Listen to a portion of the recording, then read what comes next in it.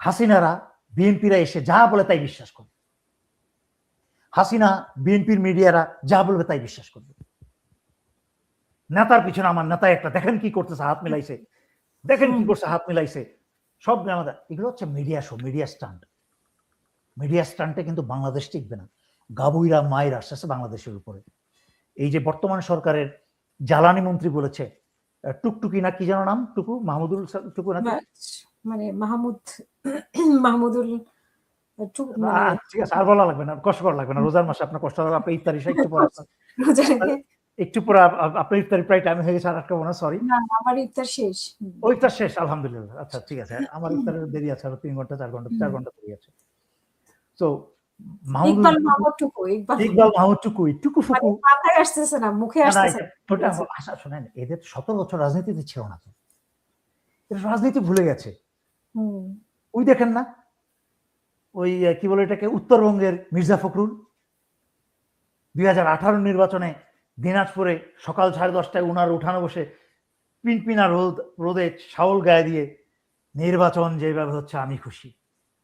এখন তো এবার তো ওনার মেয়ে প্রচারণায় নামছে, ওনার মেয়ে আছে, ওনার জামাই আমার ফেসবুকে আছে, ফেসবুকে আমার জামাই গত 4-5 বছর ধরেই আছে। It's okay. আমি তো আর মূর্খ না যে কেউ আমার ফেসবুকে থাকবে তাই বলে বের করে দিব, বা ওনার কোনো পোস্টে গিয়ে আমি হেট বা ঘৃণা করি না। It's okay. আমরা শিক্ষিত লোক, আমরা একজন আরেকজনের সাথে তর্ক করবো কোনো বিষয়, but at the same time will be a gentleman. আমরাও একসাথে হ্যান্ডশেক করবো, will be a gentleman. Because মূর্খরা মারামারি করে, ছাগলরা কাটাকাটি করে, মারামারি করে। যেই কালচার বাংলাদেশে আরেকটা ঘটনা হচ্ছে যে ওই যে হাদি হত্যার যে আসামিকে পেল, এটা সাজানো নাটক, পুরোটাই সাজানো নাটক। হাজি হত্যায় বাংলাদেশ থেকে বিশেষ কেউ একজন ভারতে গেল, যে ও ভারতে না গিয়ে অন্য জায়গাও যেতে পারতো চিকিৎসার জন্য। বিশেষ কেউ একজন ভারতে গেল, তারপরই হাদি গ্রেফতার হয়ে গেল। এতদিন হলো না, হাদির আসামি গ্রেফতার হয়ে গেল। হাদি হত্যার আসামি গ্রেফতার হয়ে গেল, এতদিন গ্রেফতার হলো না, যে নতুন হয়ে গেল। এখন তাকে এই সরকারের আমলে ব্যারিস্টার তাজুলকে সরিয়ে সমস্ত বিচার বন্ধ করে দেওয়া হলো। বিডিআর হত্যার জাদ্রেল ব্যক্তি দিয়ে বিডিআর হত্যা তদন্ত করে দেশের অর্থ এবং সময়, গুরুত্বপূর্ণ সময় ব্যয় করা হলো। ব্যয় করে সেই কমিশনের রিপোর্ট দেওয়া হলো। সেই কমিশনের রিপোর্ট বাতিল করে আবার নতুন করে কমিশন করে ভারতকে খুশি করার জন্য হাসিনার নাম সরিয়ে, তাপসের নাম সরিয়ে, এই নানক মির্জা আজমের নাম সরিয়ে করবে না নাকি? কথা বলে, বিকালে একটা কথা বলে, হারাম করে বাচ্চারা সব। এটা হচ্ছে নিয়ম হারাম, এদের রক্তে হারাম। এই জাতির চরিত্র হচ্ছে চাকর বাকরের চরিত্র। চাকর বাকর বলতে যারা কাজ করে খায় তাদের না, গোলামের চরিত্র। এই জাতির রক্তের মতো হচ্ছে গোলামের চরিত্র, অসভ্য চরিত্র। এদের ভিতরে মানুষ নাই। এরা নির্বাচনে ক্ষমতা আসার জন্য টুপি লাগায়, পাঞ্জাবি পরে, নির্বাচনটা যেমনি করে হোক, চুরি করে হোক, যেমন পাশ করে। সব দলই, সব রাজনৈতিক দল এরকম টুপিটা খুলে ফেলে, সকালে এক কথা বলে, বিকেলে আরেক কথা বলে। কারণ এদের ভিতরে কোনো ইমান নাই, কোনো নীতি নাই, এবং জনগণের চরিত্র তাই। তো এই নাটকটা করে কি লাভ হবে? এই যে নাটকটা করে আমার যেটা ধারণা, ওই ফয়সাল বা মাসুদকে যদি আদৌ নিয়ে আসে এতদিন, তাহলে কি দাঁড়ালো? ভারত এতদিন ফয়সাল যখন অনেক নাটক বানাচ্ছিল ফয়সাল, আমি তো এইসব নিয়ে কথা বলি নাই। ইলিয়াস কথা বলেছে, অনেকেই কথা বলেছে, সারা ফেসবুক ছয়লাম। কারণ আমি তখন কথা বলিনি। আমি তখন কথা বলি যখন কেউ কথা বলে না। এই যে ইরান নিয়ে কথা কেউ বলছে না, আমার মতো ভিতরের খবরগুলো কেউ দিচ্ছে না, আমি তখন কথা বলি।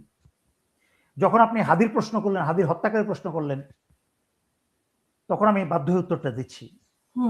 তারপরে আমরা আবার যাবো এখানে। ডক্টর ইউনূসের সময় তো হাদিকে গ্রেফতার করা হলো, তখন তো একই ভারত ছিল, একই পুলিশ ছিল।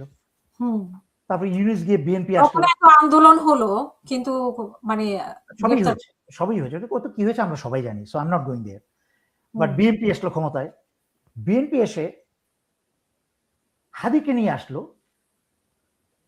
কিন্তু রাষ্ট্রীয় কাঠামোর যে বিচারগুলা অত্যন্ত জরুরি একটা স্বাধীনতার সার্বভৌমতাকে টিকিয়ে রাখার জন্য। হাদিও ইম্পর্টেন্ট, হাদিও কিন্তু এর মাঝখানে অংশ।